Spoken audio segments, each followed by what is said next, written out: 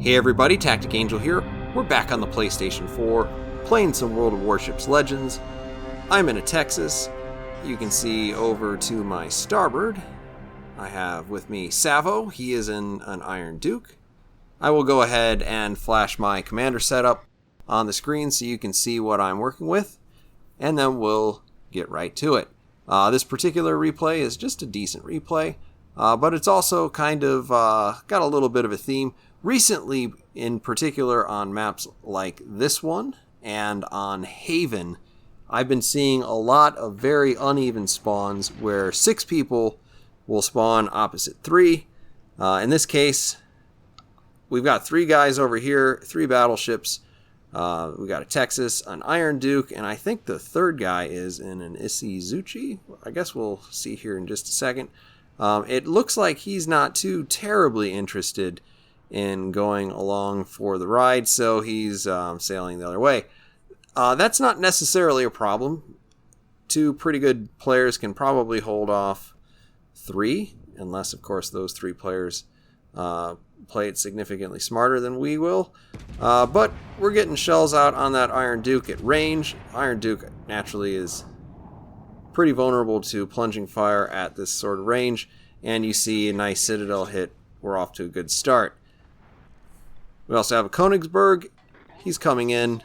I'm probably not going to get much of a shot off here, considering that the island is cutting me off, but it looks like there's another one. So we're turning our turrets around to try to hit that guy. And now we see there's at least 4 people over here, because you see that battleship off in the distance. Now, he's not much of a threat at this point because it looks like he's trying to play at like tier 7 ranges with a tier 4 ship, but, you know, he could plunge in here at any time. And I'm starting to get a bad feeling. I'm starting to get a feeling that maybe their destroyer is here, and there he is. He pops up right there in the middle over by A, and we're starting to lose ships even on the other side. So I'm saying to Savo at this point, hey, buddy, you might want to empty your guns. We need to turn around. I know there's a big saying around wargaming, turn the tide. And I also know that I've said one of the tips to survival is to have a buddy. And so even if I had Savo with me the whole time, I'd always have a buddy. But sometimes you just got to go with the flow. Don't necessarily turn the tide. Sometimes you got to go with the flow. So in this case, we're both turning tail. On the bright side, both of these ships can get 3 turrets to the back pretty easily without giving up too much of the sides. Particularly at low level kiting, which is what we're doing here, trying to outrun the enemy. I mean, we're not going to outrun them, but we're going to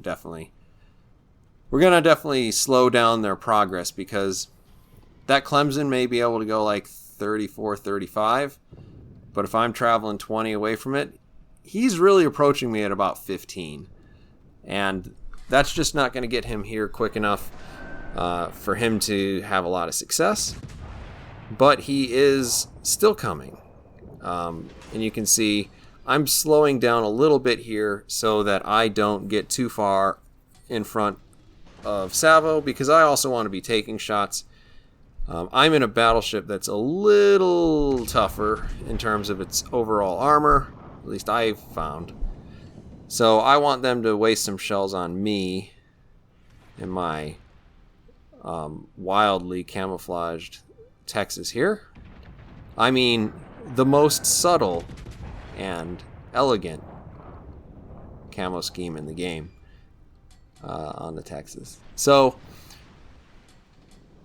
what you can see is we got a party of people who all decided to turn towards us, and they're ignoring the base in a hunt to try to get us. Now, I learned a little bit too late that, I guess it was an Orion, was trying to turn around and engage with us. Now, it's always nice to see somebody playing for the team, playing with the hope to kind of help out other people on your team who are under fire, but he was sailing into 3 ships at exactly the time when we were sailing away from them, so I guess our wires got crossed. I tried to ask him to, turn around, but I mean, I noticed what he was doing far too late. So now we're being hunted by Clemson.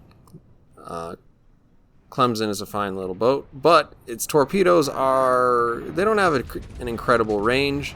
And as you can see here, I'm shooting HE at it. For whatever reason, my accuracy is only really any good when I'm shooting at destroyers. So I hit it a whole bunch. That Clemson is hurting. I'm still taking a little bit of damage from each one of these hits. And that said, I've got a pretty decent angle versus the guys behind me, so not too worried about it. Unfortunately, I have HE loaded now, and the only thing I can see is this Iron Duke.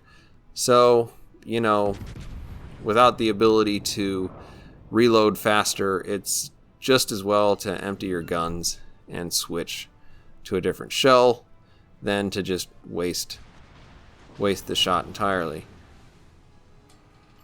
Now, I am being made aware by the horns that I'm about to make a mistake, so what I'm doing is taking a hard starboard, trying to turn around in time not to hit this island.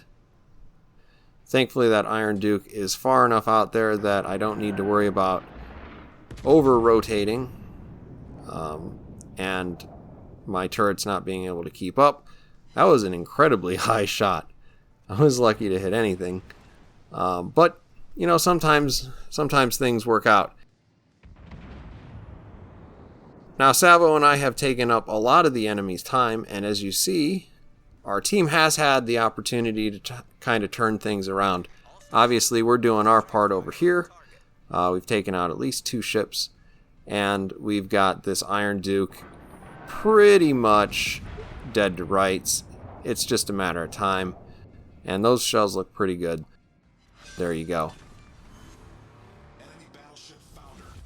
So I'm going to go ahead and start turning around. It looks like we've got an enemy Arkansas over there. Arkansas is, of course, a very capable Tier 3 battleship, bordering on the OP with those beautiful, beautiful secondaries.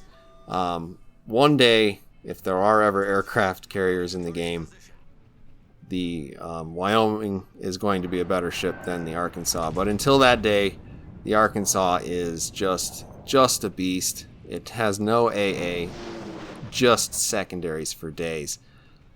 There you see I have put a shell in and managed to get a little bit of a base defense. At this point, Savo and I are talking about our strategy. Savo's heading over to A. I'm heading towards B. The point here is if he gets into A, then he should be able to cap it. And if he caps it, then even if the enemy gets B, we shouldn't be bleeding too many points. And I'm heading over to B, hoping to reset these caps as often as I can. But obviously with the long reload time and only 1 hit, we didn't eliminate enough points before. So that Arkansas does end up capping that base. The Arkansas has smaller guns than the Texas. It has more guns than the Texas. And, sometimes that doesn't work out so well. And I'm really going to need to hit this guy pretty well to make up for that. I'm aiming just a little bit north of the waterline. And I get some pretty amazing dispersion. So we're still moving in on that ship. Obviously, the closer we get, the better our gunnery should be because eventually I can't miss. He's slowing down to a stop, and here you see I'm aiming again just beneath the bridge on the Arkansas. I find I have a lot of luck citadeling the Arkansas right there, but I don't come up with anything. The truth of the matter is sometimes I get it when I aim even higher than that, so I don't really know what's going on with the Arkansas. armor model, at least until they put that out. Now I know somebody's going to point out that I can go on the internet and find what it is on the PC, but I just don't know how accurate that is to our version of the game. In any case, we're still out damaging the Arkansas, and the closer we get, the less TacticAngel's rather questionable gunnery is going to really play into account. That said, it looks like we got a couple of enemies converging on our location, and you see at this point Savo's in a position where he can start getting shells in on the Arkansas. I don't think the Arkansas is going to worry too much about him. Instead, he's probably going to hope to maybe eliminate me. I continue to get just some amazing dispersion, so we miss all sorts of shots there. Now we're on fire, and at this point I start making really bad decisions with my damage control party, like really uncharacteristically bad. TacticAngel not being able to shoot the broadside of the earth. Normal. TacticAngel making bad decisions with damage repair parties, damage control parties. Strange. Very strange. In any case, looks like we have the Iron Duke. He is moving up on me, and I am pretty sure I'm in a bad position at this point, because that Iron Duke is looking pretty okay, and he's got another battleship in support. Not close support of him, but certainly most of the things that are going to be able to shoot at him are going to be able to be shot by that other battleship in the back. Turns out it's actually a Wyoming, so it probably can't hit anything, at least not consistently, but sometimes it does, and then it hurts. The Wyoming's on low health, so we figure what we ought to do is probably get rid of it, if at all possible, because that will help our survivability. Unfortunately, things are not good in TacticAngel land. We are on fire. We do not have our repair kit or our damage control party because, of course, we have been doing stupid things, and we're also not going to be able to get all the way up there and ram it. So at this point, it's just burning to death and hoping that my team can carry us on to victory. And there we go. TacticAngel dies. So as it turns out, we still got Savo on our team. Of course, we can jump on over to him now that we're dead. The other Iron Duke has a lot to think about. Savo, he's just got that one thing. And you can just see the laser focus. Iron Duke's moving towards port. I move towards port. Iron Duke's starting to turn a little bit back. You know what? I'm going to turn a little bit back.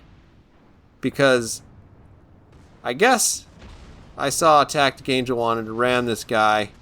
You killed my buddy. Here comes the vengeance. Savo, laser focus. He shoots. He scores. So that scores our victory. Obviously, we do pretty well there. There are Savo and I on the top. Remember, don't fight pointless causes. Make yourself as hard to kill as possible. Hope you've enjoyed the video. See you on the next one.